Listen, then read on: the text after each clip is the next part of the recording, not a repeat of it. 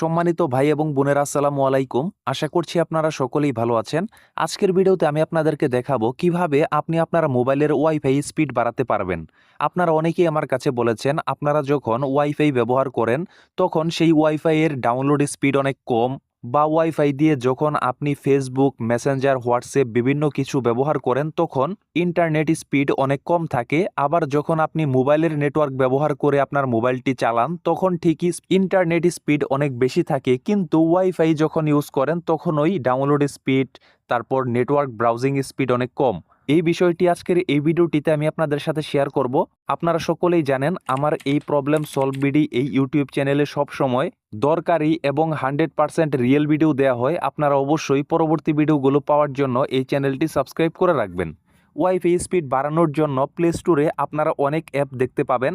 আপনাদের জন্য এই ভিডিওটি তৈরি করার আগে যখন এই টপিক নিয়ে ইউটিউবে আমি ভিডিও দেখলাম তখন দেখলাম অনেকেই এই অ্যাপগুলোর মাধ্যমে ওয়াইফাই স্পিড বুস্ট করে তারা দেখিয়েছে এভাবে ওয়াইফাই স্পিড বাড়াতে হয়, কিন্তু আপনি এই থার্ড পার্টি অ্যাপগুলো যতই ব্যবহার করেন আপনার ফোনের ওয়াইফাই স্পিড বাড়াতে পারবেন না।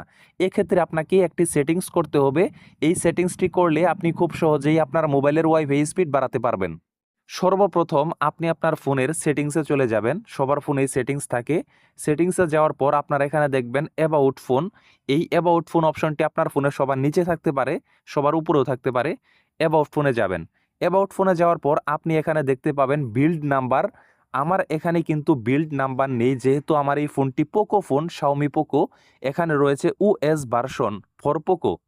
তো আপনার ক্ষেত্রে যদি ভার্সন বা ওএস ভার্সন বা বিল্ড নাম্বার এরকম অপশন থাকে তাহলে সেটির উপরে আপনি 7 থেকে 8 বার একসাথে জুড়ে জুড়ে ট্যাপ করবেন। এভাবে 7 থেকে 8 বার ট্যাপ করার পর আপনি দেখবেন যে আপনার ফোনে একটি অপশন চালু হয়ে যাবে। সেই অপশনটির নাম হচ্ছে ডেভেলপার অপশন। ডেভেলপার অপশনটি চালু হবার পর আপনি এখান থেকে ব্যাক দিবেন। ব্যাক দেওয়ার পর আপনি এখান থেকে ডেভেলপার অপশনটি খুঁজে বের করবেন, যেহেতু আপনার ফোনের ডেভেলপার অপশনটি চালু হয়ে গিয়েছে। তো এখান থেকে আমি সার্চ দিচ্ছি, যদি খুঁজে না পান তাহলে সার্চ দিবেন। এখানে দেখতে পাচ্ছেন ডেভেলপার অপশন। তো ডেভেলপার অপশনে আপনি ক্লিক করবেন। ক্লিক করার পর তারপর আপনি স্ক্রল করে নিচের দিকে যাবেন। নিচের দিকে যাওয়ার পর এখানে আপনারা দেখতে পাবেন কিছু ওয়াইফাই সেটিংস রয়েছে। এই সেটিংসটি অবশ্যই আপনাকে অন করতে হবে। এখন বলবেন কোন সেটিংসটি? দেখেন এখানে একটি অপশন রয়েছে এনাবল ওয়াইফাই ভার্বোস লগইন। আপনাকে অবশ্যই এনাবল ওয়াইফাই ভার্বোস লগইন এই অপশনটি এখান থেকে অন করতে হবে। আপনার অবশ্যই এই অপশনটি অন করতে হবে আপনার যদি অফ করা থাকে। এই অপশনটি অন করে আপনি চাইলে উপরের ওয়্যারলেস ডিসপ্লে সার্টিফিকেশন এটি এখান থেকে অফ করে রাখতে পারেন বা এটি অন করে রাখতে পারেন। এটির সাথে নেটওয়ার্ক স্পিডের কোনো সম্পর্ক নেই।